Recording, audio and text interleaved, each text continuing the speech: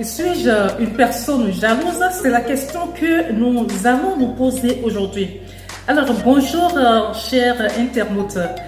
Voilà une question que nous n'arrivons jamais à nous poser nous-mêmes.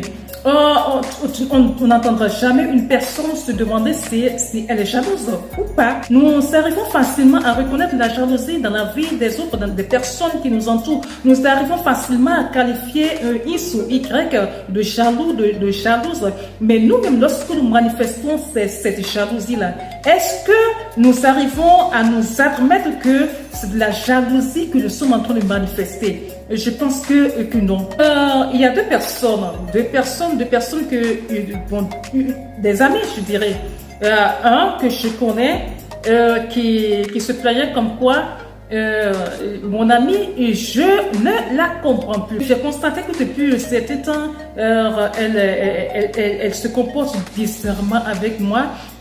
Quand je l'appelle, des fois, elle ne décroche plus mes appels. Elle me dit toujours qu'elle est occupée. Je n'arrive pas à comprendre. Même quand je vais chez elle, des fois, je sens qu'elle est dedans, mais elle ne répond pas.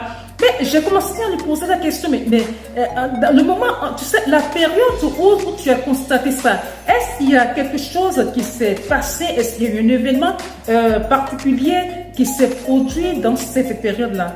Et en réfléchissant, elle ne voyait même pas le problème. C'est en posant des questions que je suis arrivée à comprendre une chose qui est que quoi?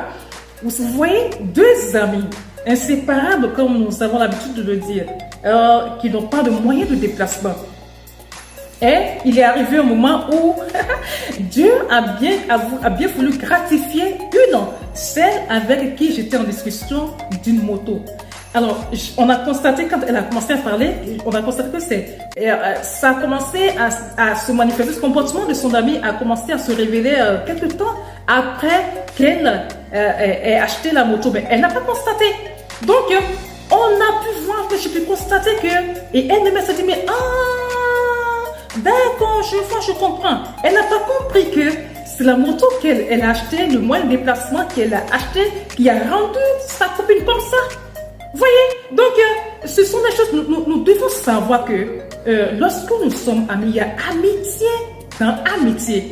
Il y a des amitiés où, lorsque vous n'avez rien, comme on le dit, lorsque vous êtes la même chose, lorsque vous êtes au même niveau, c'est doux. Façon, le Ivoirien, les façons, c'est doux. Tout le temps ensemble, partout ensemble. Mais le jour où Dieu commence à vous gratifier des choses que l'autre n'a pas, c'est ce jour-là que vous vous rendez compte de la sorte, de la qualité de l'amitié que vous avez à votre celui au celle que vous appelez bien ami intime ou ami inséparable. Je sais plus si ce mot-là existe aujourd'hui. Lorsque vous ne pouvez pas être content et remercier le Seigneur, remercier Dieu pour ce qu'il fait de bien dans la vie de l'autre, votre visitation va se retarder. Quand je dis visitation, c'est dire que votre bénédiction aussi va être retardée parce que, vous voyez, vous pouvez tromper les hommes, mais Dieu, on ne le trompe jamais. Il connaît les cœurs. Il connaît les cœurs. Il sait ce que chacun pense au plus profond de son cœur. Lorsque vous jalousez, des jalousies qui n'ont pas de sens, Dieu a gratifié l'autre de telles choses. Oui, moi, j'ai besoin de telles choses. Alors, j'attends que mon temps arrive. Les saisons ne sont pas les mêmes. La saison de X diffère de la saison de Y. Non.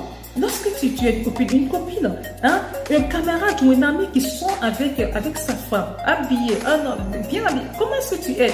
Si tu peux être content pour les autres, je pense que Dieu ne pourra pas être content pour te gratifier rapidement de ce que toi-même tu désires avoir. Alors, sachons dire merci, sachons remercier Dieu pour ce qu'il fait dans la vie des autres, afin que nous-mêmes, nous puissions espérer avoir ces choses-là peut-être qui nous manquent pour notre bonheur. Pour notre bonheur. Alors, voilà, c'était mon coup de cœur de ce matin. Merci.